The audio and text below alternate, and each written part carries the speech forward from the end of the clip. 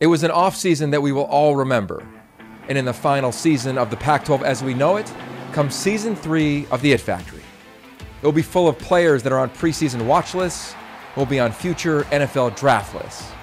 As always, we will take the helmet off of the top players on the West Coast and tap into who they are and why they stand out. I'm Yogi Roth, and welcome back to the It Factory.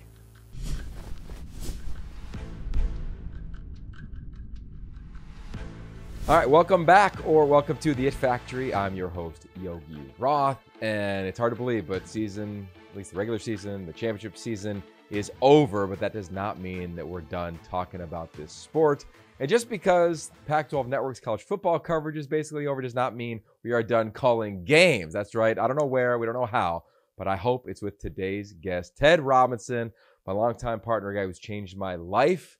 Ted, welcome back to the show. You were on this podcast in January of 2017. That is 211 episodes ago.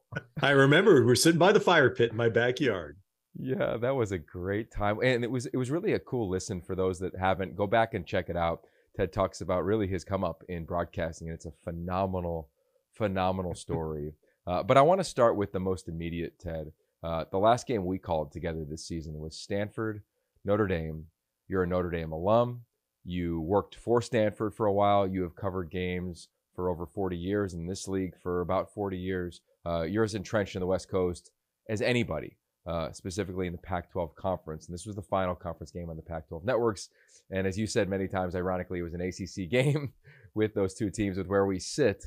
But what was that experience like for you as we look back on that now? Well, Yogi, we're talking, about 48 hours after the game as we're talking, and I've been blown away. 12 years of this network, so I don't know, 12 by how many, 150, 160 football games. Never have I experienced the feedback from a football game that we have just experienced. Never. In fact, I would tell you 12 years of games combined, I've never had as much feedback as the one game. And look, it's the impact of Notre Dame, and that can't be a surprise to anybody that follows the sport. It is also, I think, living proof to what our great friend Michael Molinari has long said, that you can find it if you really want to.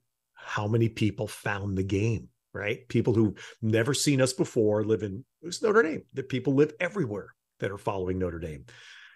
So it was awesome. I don't think the game was a terrible surprise given the year Stanford's had. I was really thrilled about two things. One is that I thought the biggest audience that certainly on our networks ever had a chance to hear you and hear what you do and have done so well, and to watch our production team. And I'm so proud in the 12 years of our network, and I've said this to a lot of people recently, our content and our production, we take a backseat to no one. And the narrative sadly has been dominated by business and distribution. Shouldn't overshadow content production. People around the country saw Michael Molinari and Scott Barkey and the incredible crew they've put together, and to their credit, kept together, because we all know how bizarre this year was and will continue to be into the winter and spring sports on this network.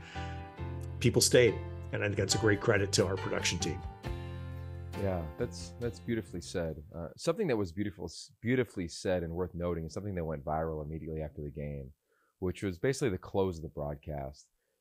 It was this incredible montage of historical events dating back to the beginning of the Pacific 8, 10, and now, of course, 12 conference. You voiced it. You and Michael Molinari pieced this thing together. Can you take us behind the scenes of what that was? Because that's been viewed, God, right now as we record this, around 4 million times on the internet.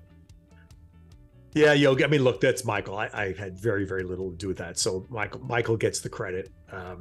Actually, Michael wrote it, and clearly there were, look, we work for the Pac-12 conference, and we don't know what the Pac-12 conference is going to be going forward as we speak. That's lawyers that are fighting this out right now, and that's a whole different conversation. But I think everyone was conscious that we had to respect that fact in putting this piece together. I was adamant about one thing, which Michael and team completely did, was we honor the history of this conference. And we kept it to football. That was a decision that was made. I very much a massive proponent of this being the Conference of Champions. What separates this league. And what no other conference can ever claim is the brilliance of this conference in all sports, and both genders can never take that. No one else can call themselves the Conference of Champions ever. We kept it to football, but I'm glad. And the point is, I saw some references. I actually had a bunch of social media stuff sent to me. I have people that monitor these things because I don't. But I saw the word obituary used a couple of times. No, that was not the point. And it goes to Yog, what we talked about all year from week 0 when I said this is an Irish wake year for us. And at an Irish wake, people celebrate. They don't weep, mourn. We celebrate and honor even though something is departed. And we cherish good memories, and we tell wonderful stories, and we tend to remember the good. And that's what I wanted the season to be for us. I think it was. And that's what I wanted the ending to be for us. And Michael put it together that beautifully. It honored.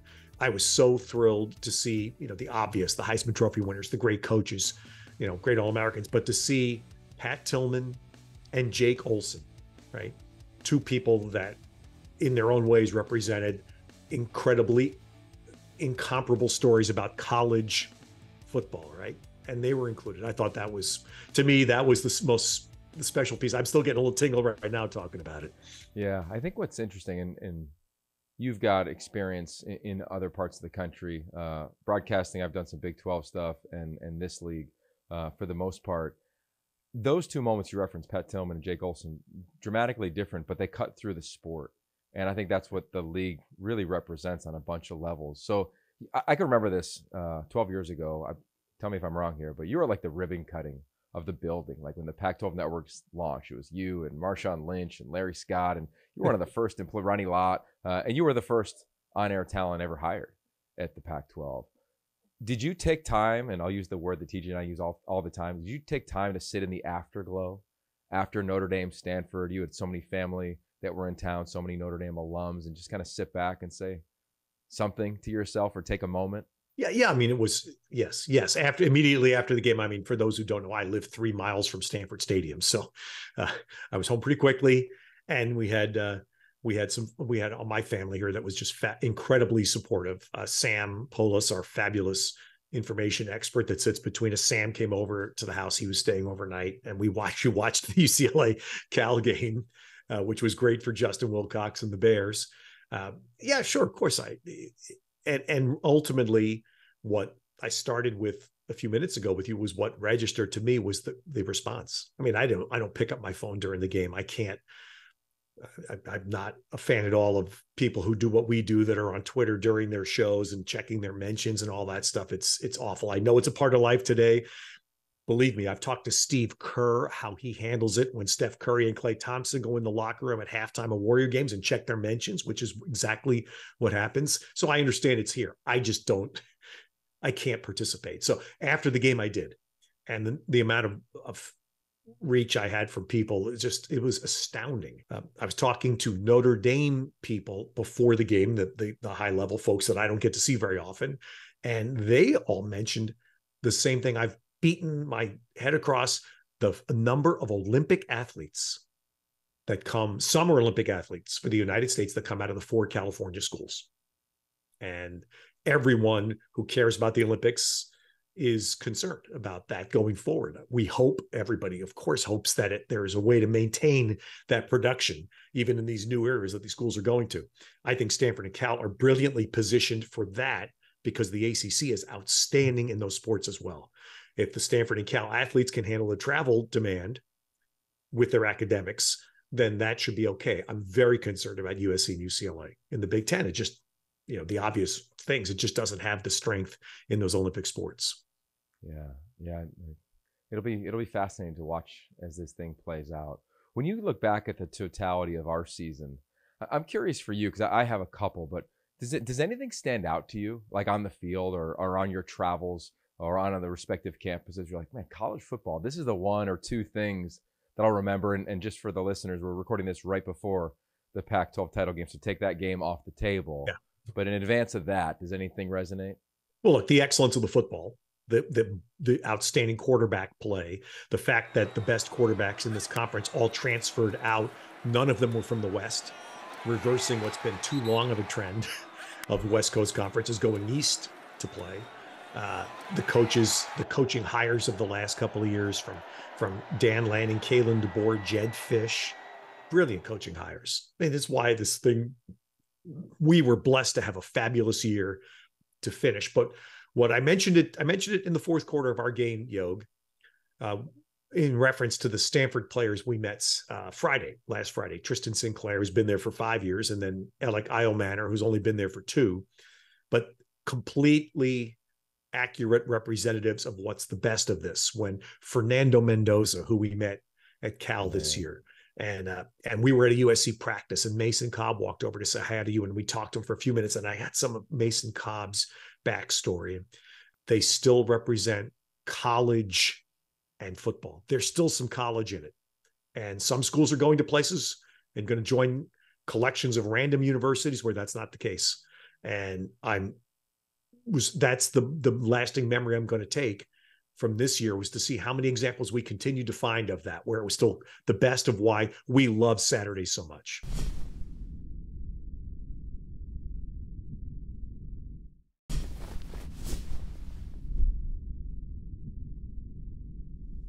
You know, among all the players that you've been around, right? Football, you've broadcast, you're Hall of Fame broadcaster, every tennis major championship, Olympics for as long as I can remember. You've been around elite performers. I wonder what you think about this. The question is, do the elite, like the real elite performers, do they need to meet some sort of resistance, some sort of adversity? And I say that because I think they do. We had Larry Fitzgerald in the booth with us during the broadcast. He didn't get to walk some snow-plowed path to the Hall of Fame. And I think now in college, that's kind of happening to a degree, or at least players aren't having to meet that adversity head on. I'm wondering, from Pete Sampras to Agassi, you've seen so many greats. Heck, you called Joe Montana's first start in his life at Notre Dame, or not start, when he was thrust into action, when you were in the student radio. Where does that concept net out with you? Yeah, I mean, actually, Joe's a wonderful example, because he met a lot of adversity at Notre Dame. He got knocked down a bunch, was sort of out of favor with the coach, et cetera. And it took a kind of a random, more unexpected set of circumstances for him to get a chance. And when he got that last chance, he took advantage. But I trained in baseball for a long time. And Yogi knows this, 23, 24 years in Major League Baseball. And I learned very quickly from multiple baseball people would say, there is a reason the minor leagues exist. It's where you learn to fail. You learn to fail where the stakes aren't the biggest, where the lights aren't the brightest. Now, of course, if you fail too much there, you're not going to get the chance to play on the biggest stage. But if you learn to handle failure and then can build that into some success, you will get a chance. And when you get to the major leagues and you fail, you will know how to handle it. And that, to me, is, I've seen this a lot in all sport, is when you fail for the first time on the biggest stage, hard. And look, it's a massive problem to me in the two major college sports of football and basketball, where do you meet adversity, right? When you're the best player if it's still Pop Warner, you're the best player in whatever youth football, then in high school, then in college, or in basketball when you come up through AAU ball and travel league ball, and now you're in college and you're the best player. And you only have to stay a year, and boom, I'm in the pros, and suddenly somebody's smacking my shot away. How do I handle it? But I do come back to and I've truly believed that what I learned in baseball about that is absolutely accurate. I've seen it in Olympic sport, where somebody never loses. And then suddenly they're in the Olympics at 25, and here comes someone from another country and they beat them. Ooh. Reality check. No one's ever beaten me at that before. Hard lesson to learn at that stage. Yeah, I just think it's going to be fascinating to watch these head coaches navigate this, because you're going to have to create, Bill Walsh used to call it the competitive cauldron, right? The environment in which it feels game-like, right? So you can practice situational football all day long, but can you create what you just described? You've won forever and now you've lost. Like, can you create that adversity for your players? And I think that's been the challenge in LA, where I live, to be blunt, of everybody's told at SC, hey, you're great, you're on a billboard outside of the stadium, But man, when you drop the ball on third down, you got to come back and make a play. Like, it's just a different type of management for an individual athlete. And I think coaches have to try to curate that in a much different way than they did 5 years ago, 15 years ago, 30 years ago. And I think those will be the teams that'll win. I got Chris Peterson in the back of my head saying, Yogi, culture is still what wins. Yeah, that's a great call. And everything you pointed out, to me is what I look at. And obviously we saw USC 3 times this year in person. So I think we had that ability to have that feeling personally, not just watching on a screen.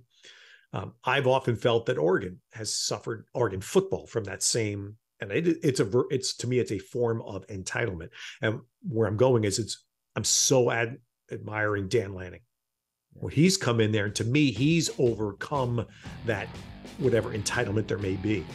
And to watch Oregon play this year and the dominance with which they've played, and of course you have a leader like Bo Nix, that aids the cause greatly.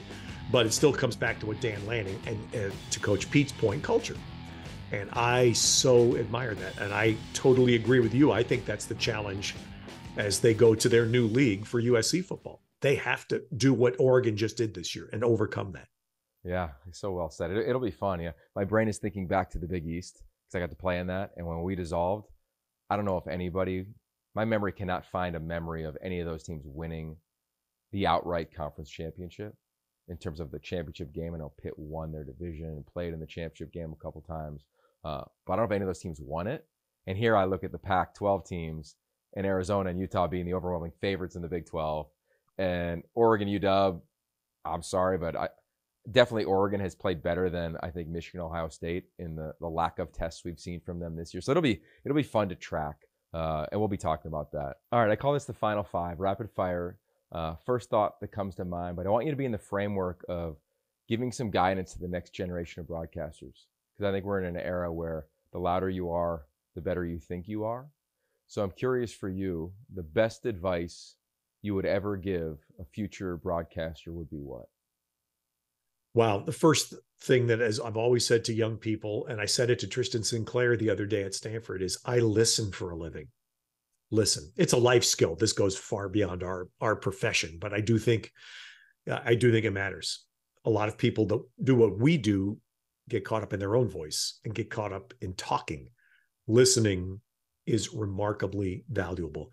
I would also encourage be right, because there's too much wrong out there. People just talk to, flap their lips, go for clicks, and right. Who cares about being right? Everybody needs to care. Our world needs people to care about being right. And I think as they go forward, as this profession goes forward, we're already seeing it, Yogi. Athletes no longer need us. They don't need us. Everybody has their own ability to put their own platform out there to say their own things. So the way that you're going to connect with athletes to continue as a media person to get that backstory, to build relationships is going to be vital, because it used to be the athlete needed you and your microphone right there to tell their story. They all have their own everybody has their own microphone today. So I think those would be the first three that jumped in my mind. When you first got going, you were doing high profile stuff early on. I referenced our podcast in 2017. You can go back and listen to that to really detail into Ted's career. But what was some of the worst advice you ever received? I tell you an absolute true story. I'll make this quick. It was 1990, I think. I was working for the Minnesota Twins doing baseball as a young guy, and CBS had just taken, it had to be 1989 actually, and CBS had just taken the Major League Baseball Game of the Week contract away from NBC. And in 1990, that meant something. The Saturday Game of the Week still meant something. And of course, that meant they were doing the playoffs in the World Series. CBS came through and trailed our Minnesota Twins games for about a month. They ended up hiring my partner, Jim Cott, now a Hall of Fame pitcher, to be an analyst. And they were looking at me as a possible backup, maybe second game announcer or whatever. And eventually the man who ended up being the lead producer took me to lunch in New York during the US Open tennis. And he said, yeah, we're going to hire. And I think Sean McDonough actually was the guy they eventually hired to be the lead guy. And Sean was terrific. He says, yeah, we think you're great, but you know what? You need to act like a star. And I was listening and I go, whoa. And I said, well, suppose that's not in my makeup. Suppose that's not the way I'm wired. He goes, you better learn, because you're not going to be a star unless you act like a star. Whoa. Single worst advice I ever received. Wow. So I hope my family would echo that and say, you never tried that, because I don't feel like I ever did. Yeah. Okay, question number 3, because it's one of my favorite things about you, is your partner, Mary. How has she supported you in terms of what you've done over the course of all these years? That is I feel like Groucho Marx. That's a $64,000 question back in Yeah. the day when that meant something. But how has she done it? I can't even begin to answer. We're blessed. I mean, my wife and I met in college. When we were coming out of college, she was far more successful in business than I could have ever hoped to be. She bought my first car before we got married. And the point I'm making is that we came up together. And when you know each other, it's like having high school friends. I still have 2 dear friends of mine that I caddied with in high school that I'm still in touch with. They're my closest friends because we all knew each other when we were nothing. We were knuckleheads. And that's you hear that a lot from people of high level fame. They tend to gravitate to the people who knew me when. And that, I think, is a big part. And I know that I asked a lot of my family. We moved twice when my kids were young. The second time we moved was back to California. And I did make a vow to my family that my kids were 5th grade and 2nd grade. And when we did that move, I vowed that I would not move them again, that they would finish high school here. They would go all the way through high school here. And I stuck to that. I'd never asked them to go anywhere ever again, because I understood what that meant. I grew up in the same house, guys, you probably did. I grew up in the same house, never moved my entire childhood. So I understood what it was like to move kids. But anyway, the answer to the question is there is no way that I could have done anything remotely resembling my professional career without the backing of family. And it's why there is nothing that replaces it. I hope they would say I've never sacrificed family for a professional gain. Yes, I asked to make a move a couple of times.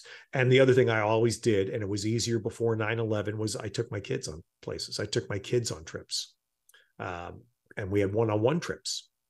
My son would come and be a bat boy once a year on a road trip with the San Francisco Giants. The Giants would pick a quiet city and he could be a bat boy. Those kinds of things that create memories. You just, at the end of it all, you come back and you reach the end of the path, and that's who's here. It's around you, is your family and your kids, and you hopefully can say, yeah, I remember when we did this. And you share, look, you've done it, you're doing it. I feel like I've had this incredibly unique professional experience. A lot of people are envious, right? Of course, everybody thinks you're making $80 million doing it. They don't know the truth of that. The pay is more often in the experience and the things, the places you go and the people you meet. Dr. Seuss, that's phenomenal. And to share that with your kids, it's priceless. Yeah. Ted, we could go on forever, man. I love this conversation because you answer so many of my questions through so many brilliant answers. You just got to look for it. You've changed my life in so many powerful and profound ways. I said this to our crew the night before our final game, and I'll say it now for all the listeners to hear. There's just something in me that says we're just going to keep doing it. We're not going to stop calling games. We've built up something too special, too strong, and something I think hopefully is enjoyed by a lot of the people out there, whether it was based on the Notre Dame response or 12 years of response throughout this league or many other decades based on your career, man. And it's been one of the greatest gifts of my life to work beside you and stand beside you and learn beside you, man. So thank you. Wow. Yogi, I feel the same way.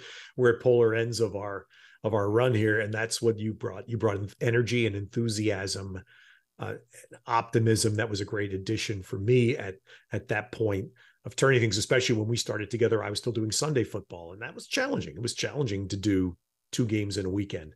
And look, the other thing I know is that the football people in this conference, as everybody just about parts and goes in different directions, the football people recognize what this crew, what this network, and you in particular have brought to them. And I really thrilled because the Notre Dame game was the biggest stage on our network in 12 years, without question.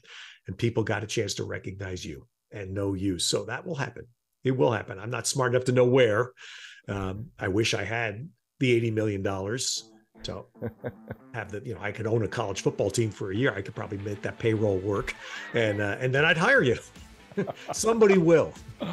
Oh, thanks, man. I love it. Ted, you are the best on so many levels, and it will not be 211 episodes before you come back on this show. I guarantee you that. Ted Robinson, thanks again, man.